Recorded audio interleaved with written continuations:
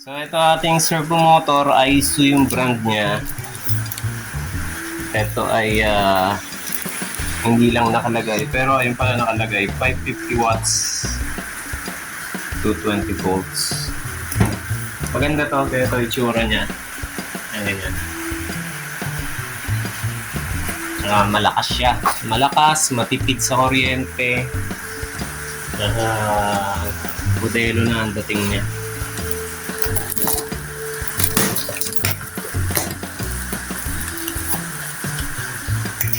Kaya yung pitman rod niya, so ito yung kakabit natin instead na yung kanina tinuro ko sa inyo.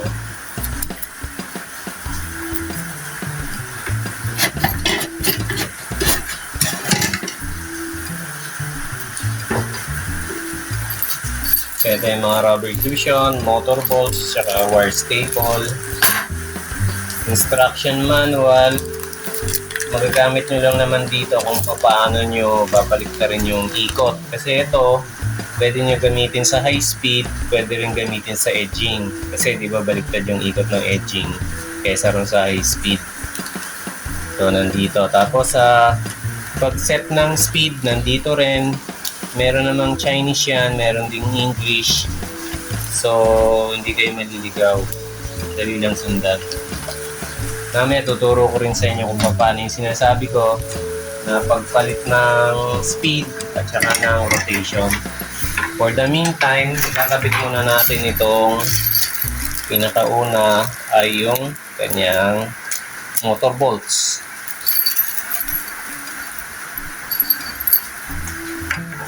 So isa, dalawa, tatlong motor bolts. Ito ay pukpok nyo. Kailangan nyo ito ipukpok para hindi siya umikot habang hinihigpitan nyo yung nut sa ilalim ng motor bolts.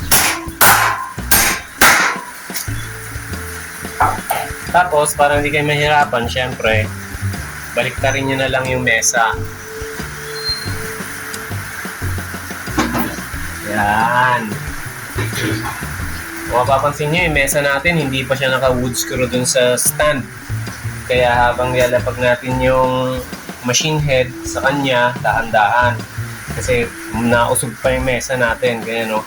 Tapos, saka nyo ilagay itong rubber fusion para yung pinaka-damper niya, para hindi ma-vibrate.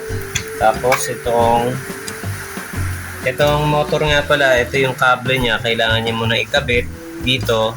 Wala naman ibang pwedeng salpakan yan. Dito lang. Siguruhin nyo na magkiklik. Yan, tapos i-pwesto nyo lang ng paganyan itong cover.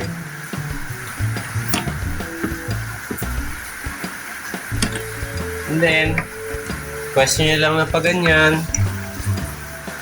Habang nakapwesto ng paganyan, ang pointers dito, kailangan itong pulley naka-align dito sa lusutan ng belt.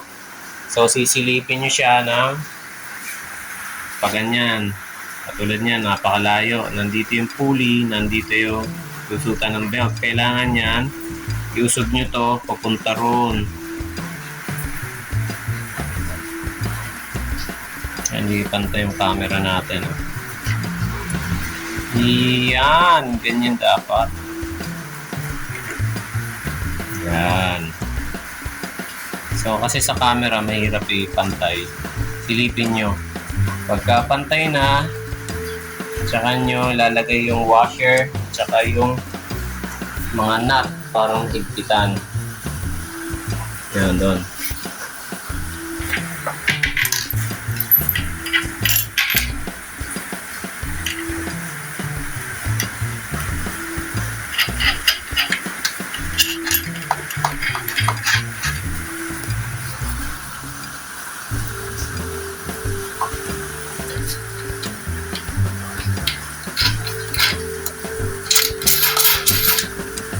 Ito usually size 14 naman to. Higpitan din ng bagya kasi huwag masyadong mahigpit dahil may goma yan. Mawawala ng purpose yung damper pagka sobra naman ng higpit. yung rubber damper natin. Kailangan ma-absorb niya rin yung vibration.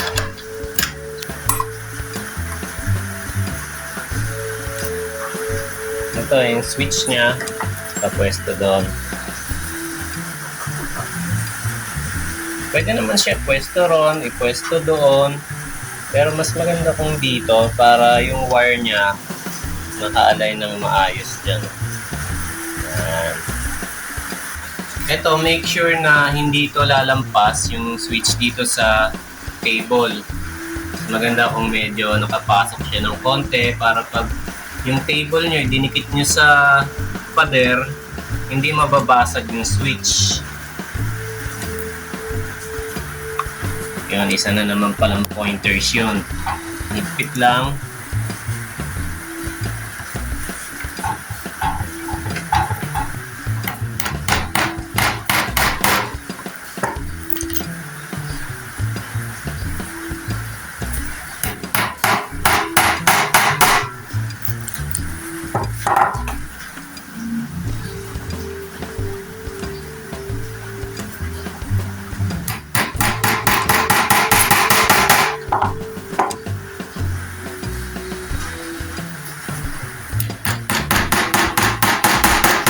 Pwede nyo na ulit balik na rin yung mesa.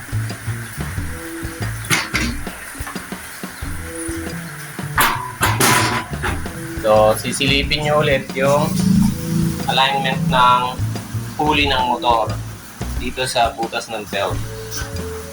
Yan. Okay. So, ganun ang pagkabit ng motor.